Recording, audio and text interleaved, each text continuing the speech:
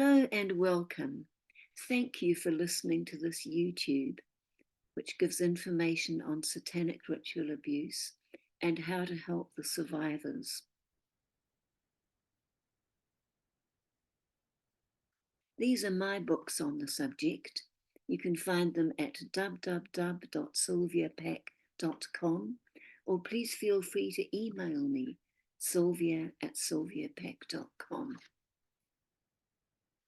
Our first slide reminds us that there is a spiritual battle being waged right now over the soul of every single man, woman, and child on this planet.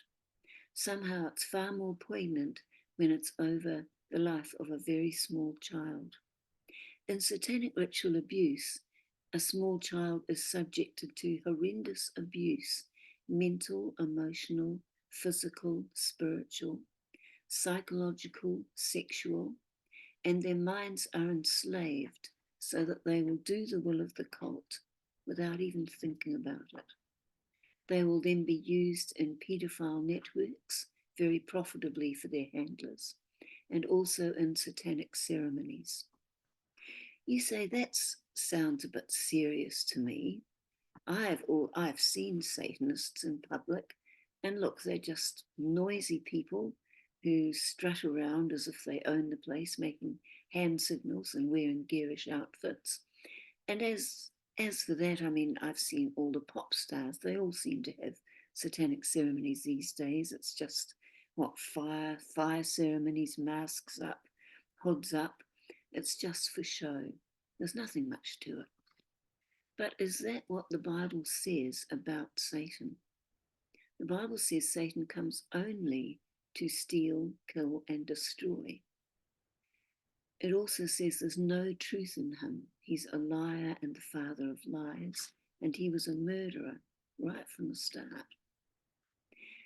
It doesn't say he's an angel of light. It says he masquerades as an angel of light.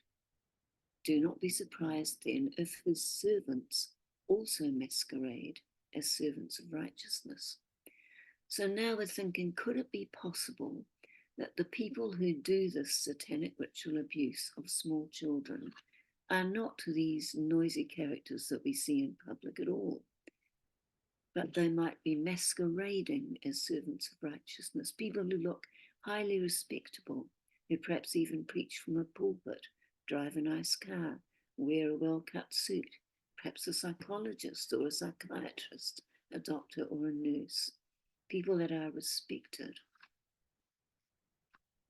Then we look at the words of Anton LaVey, who authored the Satanic Bible and founded the Church of Satan and the whole religion of Satanism.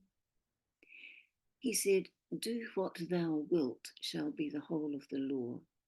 Now we know that Satanism has been around since time began, but this man clarified it. And when he said that, what he was saying was, there are no 10 commandments. There is no universal moral code about how you should treat a child. Do what thou wilt. If you are a paedophile, you can abuse a child because that is your law. If you're a murderer, well, make a snuff movie. You might enjoy it. That is your law. So suddenly satanic ritual abuse takes on a whole new era of possibilities.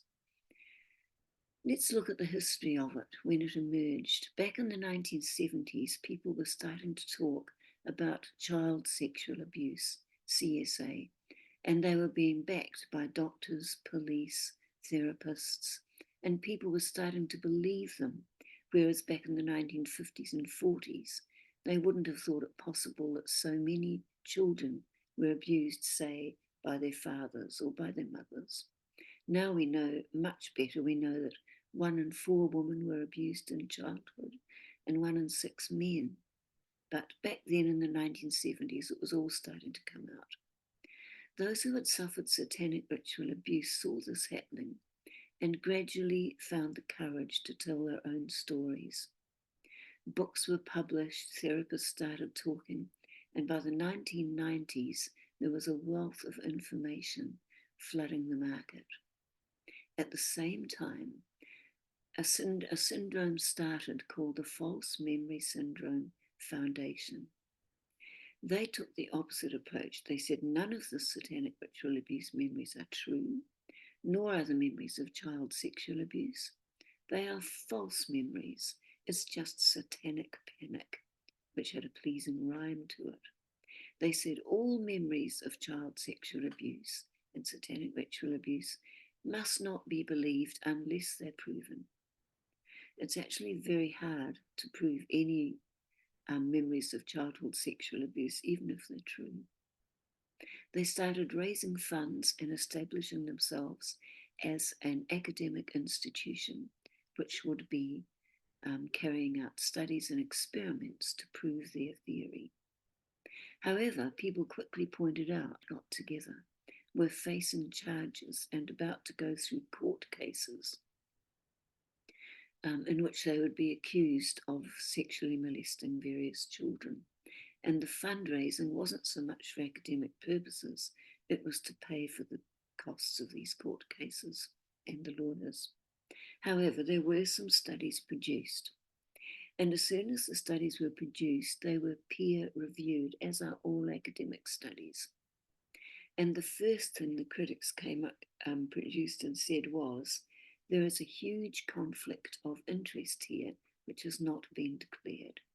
You're trying to say you're producing an academically neutral study, whereas you're doing nothing more than trying to prove that there is no such thing as remembered childhood sexual abuse. So that conflict of interest was lacking. One of the studies was called Lost in the Mall, and in this study, a child went to some experimenters who said, do you remember when you were a very small child, quite a bit smaller than this, you were lost in the mall and you were terribly distressed, but you were found and returned to your parents and you were crying. And the child said, no, they didn't remember this because the fact was it hasn't happened. But the experimenters then started furnishing details, which were all lies, but they furnished a lot of detail. And in the end, the child said, oh, right, I think I might remember that. And as time went by and they kept going back and they kept getting told more detail and being asked if they remembered, in the end they said, yes, I remember I was lost in the mall. I just forgot it, but now I remember, and I remember I was wearing so and so, and my mother was there, and my father was there. So the False Memory Syndrome Foundation said this proves that you can take any child and you can drop into their mind a false memory of abuse, of distress, and they will believe it. And even when it never happened. And this proves that you cannot accept a child's memory of childhood abuse and upset. The critics got into this study and said the first problem here is that although the child took on board a very mild memory of being lost in a mall, attachment theory says that if that memory had been saying the child's parents were murderers, torturers, who killed animals, who raped their friends in front of them, the child would have automatically refused the memory. In other words, you couldn't drop in a memory of satanic ritual abuse, whereas you might be able to drop in a memory of being lost in the wall because it didn't attack the parents. Attachment theory, one part of it says the children will defend the parents because they're attached to them. The next criticism was that the people who gave them that memory were trusted adults, and the parents had told the child, yes, go to this experiment and behave yourself, basically. And like most children, they presumed these adults were trusted by their parents, almost an extension of the parents. So when these adults looked them in the eye and said, you were lost in the mall and this is how it happened, eventually they took it on board. It didn't harm anyone. It was simply something they were being asked to believe by trusted adults. The next criticism that was raised of the Lost in the Mall study was that the memory was a very simple one, which in no way could relate to serious abuse. Satanic ritual abuse is abuse that lasts for all the years of a child's childhood. And in that abuse, there is rape, torture, um, hypnosis, drugs, observed torture, dreadful things. And as the critics pointed out, the memory of being lost in them all and returned to one's parents could in no way be extrapolated out to relate to memories of severe abuse. The people from the False Memory Syndrome Foundation then said, well, adults who go to therapy are being told by their therapists that they have suffered satanic ritual abuse. It's iatrogenic. That means it's introduced by the therapists just because they want to keep their clients there paying money and coming to more sessions. It was immediately pointed out that therapists are licensed, and if it's found that they have done something like this, they will lose their license and lose all their clients, and they are hardly likely to try and drop a false memory in one client at the risk of losing all their clients. Attachment theory was also brought up. These adults who were saying they'd suffered satanic ritual abuse would be unlikely to say it if their parents had been totally innocent, if they'd been attached to them and found them normal parents. Suggestibility was also brought up.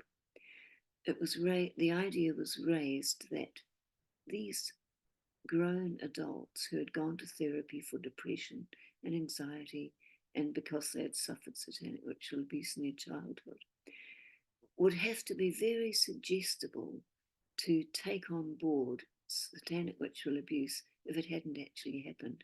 Nobody wants to think that their parents were murderers, that their parents tortured them, that their parents raped them. These are all very strange ideas. And to take it on board, you'd have to be highly suggestible. So Gudgenson's suggestibility scale was administered to a lot of these adults who claimed satanic ritual abuse. And it was found, to the surprise of those administering the tests, that these people were actually less suggestible than the general population. The theory was brought forth that because they had endured satanic ritual abuse as children, they had ingrained in them a difficulty in trusting and taking on board new ideas which were wrong. They were cynical, and this made a fair amount of sense. The other criticism that came out was common sense said that all over the Western world, therapists were coming up with these stories of clients who were suffering satanic ritual abuse. They were all saying the same thing at the same time. This was the 1990s in the UK, in the US, in Europe, Australia, New Zealand, Canada. Thousands of therapists were saying the same thing. It was quite impossible that a big sign had been dropped down from the sky saying, "It is now the 1990s, and we expect all therapists worldwide to come up with exactly the same story. We won't tell you what it is, but you must all come up with it at the same time, and you must all come up with the same details as well." We'll go into that more. Common sense ruled this out. It was just a ridiculous idea. The final nail in the coffin of the False Memory Syndrome Foundation was when Rolf Underwager, who was a board member, and his wife spoke to a journal called Paideia. This was a journal which favoured paedophilia, and it was based in the Netherlands. And in it, he talked about his own paedophile inclinations, and he said, as a man of God, he believed it was the will of God that children should enjoy sexual contact with adults. When this came out, it was met with such outrage from members of the academic community and the public in general that any credibility was lost. The foundation was dissolved, I think, in 2019. But even now, and this is why I've spent some time talking about this, even now these phrases have endured: false memories, satanic panic, and people even say, have you read this study called Lost in Them All? It's all false. It's been debunked. Satanic ritual abuse has been proven to exist.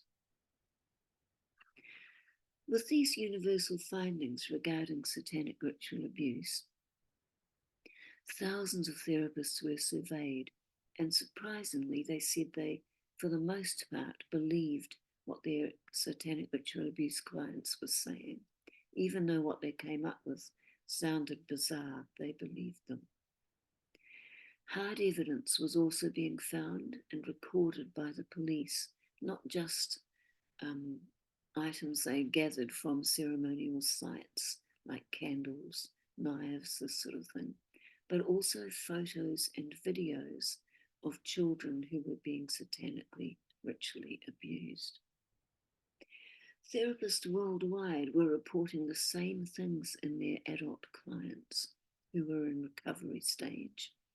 They said they were all suffering from dissociative identity disorder. They had suffered something called monarch programming, and they had all received the same sort of coding. Some of the words were the same. So what are we talking about here? What was monarch programming? What was DID for that matter? If we go back to World War II and the concentration camps, there was a man called Mengele, known as the Angel of Death. He conducted various cruel and evil experiments throughout the war in the concentration camps. Some of them were what we would have called brainwashing back then, but is now known as programming. He was trying to produce an automaton, a person who, a bit like someone under hypnosis, a bit like a robot, would be highly skilled perhaps in assassination and then carry it out and then be told to forget it. Someone they could totally control. At the end of the war, Mengele escaped to Argentina, but America, who knew what had been going on, the CIA approached various war criminals who had worked with Mengele and invited them to America under Operation Paperclip. They were to work with the CIA, in theory, finding better ways to interrogate prisoners. But they were also working on a continuation of this desire to create an automaton. Now, there was a reason for this. World War II had just been fought. Millions had been affected. Whole countries of young men had died. And there was the theory that if you can create one automaton who is highly skilled in assassination, and someone like Hitler arose, he could go and assassinate them. And this was the justifications, the ends. However, this project, which started off as Project Artichoke and became MK Ultra, MK for mind control, K was a nod to the German word control, and Ultra because it was an ultra form of mind control, was implemented with tremendous cruelty. People were tortured, suffered all the abuse that satanic ritual abuse includes. And word began to leak out. In 1962, a film called The Manchurian Candidate was released, in which 2 American soldiers are turned into automatons by the enemy. One of them has an evil mother who's in favor of this terrible abuse. Satanists began using these techniques on children they had access to through foster care, through orphanages, and also they were given them by high-born Satanists who liked the idea of their children being superior, programmed, trained, highly trained for satanic purposes.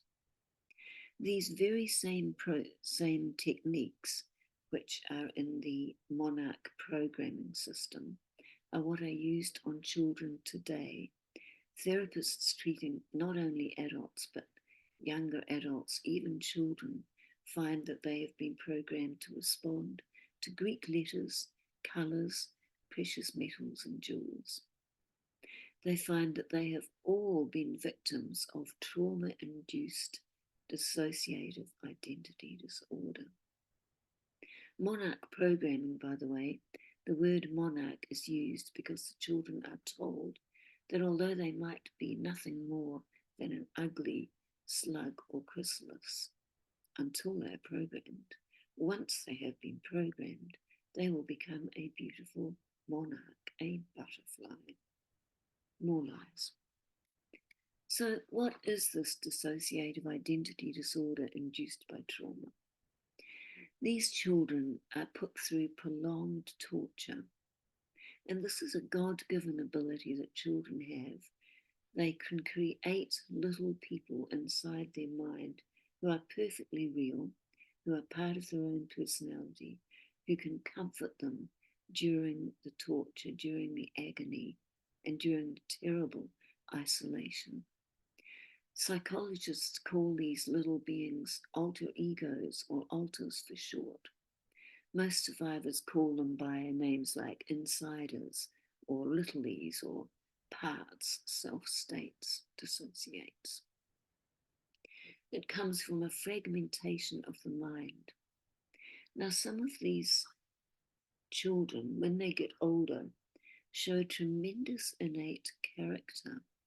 They decide, consciously or unconsciously, that they do not want anything more to do with Satanism or the cult or the occult. They move right away from the cult. Their memories become locked down and sort of forgotten. There may be hints of them. They may try to cover them in things like drug abuse or food or work addiction, all sorts of things. But one thing that does not go away are these little beings they created when they were children. That fragmentation of the mind doesn't automatically stop just because they move away from the source of the pain. In adulthood, they can hear voices in their head. Now, these are not auditory hallucinations such as a schizophrenic would endure. These are intelligent thoughts that go back and forth in their mind between these parts of their own mind that fragmented, separated off. Sometimes it might become disturbing, almost as if there's too much noise in there. One client said, "Help, my insiders are arguing." They will also switch between being various alters in their mind and being their core self. Their friends might think they've got a lot of sides to their character, or their moods might change quite intensely. This is when they're switching between alters. This is not the inner child that we all have. This is a self-state created during the trauma. One problem when these people go to a church worker or a minister to be helped with their memories of childhood satanic ritual abuse is sometimes these inner children, these inner beings they created, will start talking through their mouth, but with a slightly different voice, because after all, they are a different being. They might be a different gender. They might be older. They might be younger. But the minister listening to it thinks, aha, that is a demon because they're speaking with a different voice. And they command them in the name of Jesus to leave that person right now and never return. Well, it can't happen, of course. And the insider or the altar replies back, "No, I'm not going. I'm staying. I belong here." And the minister renews their efforts. "Be gone in the name of Jesus." And this is very damaging and harmful for the client who doesn't need that. With good therapy, they will learn to unconditionally love their insiders and eventually maybe even absorb them back into themselves. Or they might just get to like them and respect them and enjoy having conversations with them. But they cannot be cast out because they are not a demon. Worth remembering. Another thing that is quite common with survivors of satanic ritual abuse is they will be wanting to get their memories. This is a bit of a paradox. When they move away from the cult and all that sort of trauma, their memories become locked down, and their own minds will not permit those memories to emerge if their mind knows it's going to be too traumatic. They will keep them locked down. And yet, the person knows something went on in their childhood. They can't remember what it is. And they say to their therapist, "Can you please help me remember?" Well, there is a way. And if their mind feels they're ready to remember, they will be able to remember using this technique. There are triggers that will lead them back to those memories.